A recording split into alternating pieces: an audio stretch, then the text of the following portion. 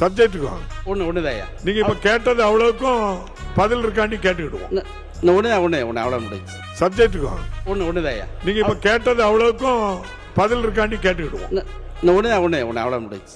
மாண்புமிகு பேரவைத் தலைவர்களே, கல்விக்கண் திறந்த காமராசர் என்று அழைக்கப்படுவதற்கு முக்கிய காரணம் மதிய உணவு திட்டம், இலவச கல்வியை கொடுத்த மக்கள் அனைவரும் கல்விக்கண் திறந்த காமராசர், படிக்காத மேதை பெருந்தலைவர் காமராஜர் என்று கர்மவீரர் என்று அழைக்கப்பட்ட முன்னாள் முதல்வர் காமராஜர் அவர்களின் புகழை போற்றிடும் வகையில் காரைக்குடியில் அவருக்கு முழு உருவச்சிலையும், அதேபோன்று இந்திய சுதந்திர போராட்ட வீரர் கப்பலோட்டிய தமிழர் என்ற அடையாளத்துடன் திகழ்ந்த 40 ஆண்டு காலம் சிறையில் தண்டனை அனுபவித்து நாட்டிற்காக தனது வாழ்நாளை அர்ப்பணித்த செக்கெழுத்த செம்மல் வாவு சிதம்பரனார் அவர்களின் புகழை போற்றிடும் வகையில் காரைக்குடியில் அவரது முழு உருவச்சிலையும் கூடிய நினைவு சின்னம், கோடி கொடுத்த கொடியன் குடியிருந்த வீடும் கொடுத்த விழுத்தையும் வல்லர் அழகப்பெருவருடைய பிறந்த நாளை 6/4/1909 அந்த பிறந்த நாளை அரசு விழாவாக கொண்டாட அமைச்சருங்கிற அறிவிக்க வேண்டும் என்றும் அவர் சம்பந்தப்பட்ட எல்லா துறையிலையும் கேள்வி கேட்டான்.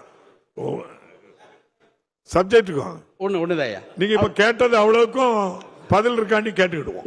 அவ்வளவு முடிச்சு.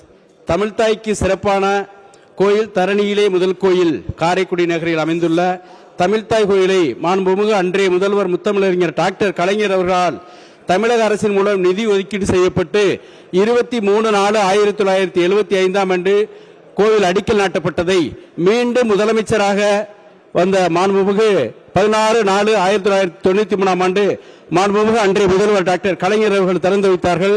எனவே முத்தமிழறிஞர் கலைஞர் அவர்கள் திறந்து வைக்கப்பட்ட தமிழ்தாய் கோயிலை புனரமைப்பு செய்து கோயிலை சுற்றியும் சுற்று மண்டபம் அமைத்து தரப்படுமா என்பதை மாண்புமிகு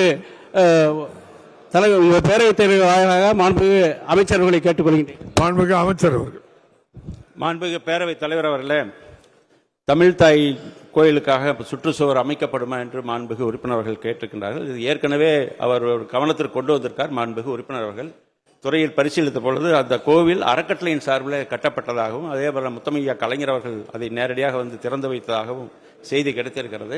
இருந்தாலும் மாண்புமிகு உறுப்பினருடைய கோரிக்கையை அரசு உரிய முறையில் விதிமுறைக்கு உட்பட்டு அப்படி இருக்கக்கூடிய இடங்களில், அதாவது அறக்கட்டளைக்கு சொந்தமான இடத்துல அரசின் மூலமாக நிதி செலவு செய்து சுற்றுச்சுவர் கட்டுவதற்கு வாய்ப்பு இருக்குமா என்பதை பற்றி பரிசீலித்து அதிகாரிகளோடு கலந்து பேசி மாண்புமிகு முதலமைச்சர்களுடைய கவனத்திற்கு எடுத்து சென்று அது பரிசீலிக்கப்படும். அதேபோல பெருந்தலைவர் ஐயா காமராஜர் அவர் பெருந்தலைவர் அவர்களுக்கு சிலை அமைக்கப்படுமா என்று கேட்டிருக்கின்றார்கள்.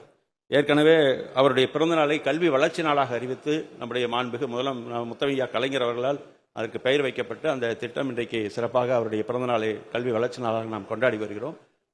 பேரறிஞர் முத்தமையா கலைஞர் அவர்கள் எப்பொழுதும் பெருந்தலைவர் மீது மிகுந்த பற்று கொண்டவர். ஏற்கனவே இந்த அரசு வந்தவருக்கு திராவிட மாடல் அரசு நாயகன் மாண்புமிகு முதலமைச்சர் உத்தரவின் பேரில் பொள்ளாச்சியில் பெருந்தலைவர் ஐயா காமராஜருக்கு சிலை அமைத்திருக்கிறோம் அரசின் சார்பில். அதே போல இன்றைக்கு நம்முடைய வஉசி செக்கிழுத்த செம்மல் ஐயா வஉசி அவர்களுக்கு சிலை அமைக்கப்படும் என்று கேட்டார்கள். ஏற்கனவே 2 சிலைகள் இந்த அரசு வந்த பிறகு மாண்புமிகு முதலமைச்சருடைய உத்தரவின் பேரில் கோவையில் வஉசி பூங்காவில் சிலை அமைக்கப்பட்டு திறந்து வைக்கப்பட்டிருக்கிறது. அதேபோல கிண்டி காந்தி மண்டபத்தில் மார்பளவு சிலை அவர் இழுத்த செக்கு என்கிற வகையில் அந்த பகுதியில் அதுவும் வைக்கப்பட்டு இன்றைக்கு அதன் அருகிலே மார்பளவு சிலையும் திறந்து வைக்கப்பட்டது. எனவே 2 இடங்களில் இந்த அரசு வந்தவர் ஐயா வஉசி அவர்களுக்கு சிலை அமைக்கப்பட்டது. இப்படிப்பட்ட பல்வேறு பணிகளை செய்திருக்கிறோம். காரைக்குடி பற்றி எதிர்காலத்தில் மாண்புமிகு சிவகங்கை மாவட்டத்தில் அப்படி சிலை எங்கே அமைப்பது பற்றியும் மாண்புமிகு முதலமைச்சருடன் கலந்து பேசி நிதிநிலைமைக்கேற்ப வருங்காலத்தில் பரிசீலிக்கலாம்.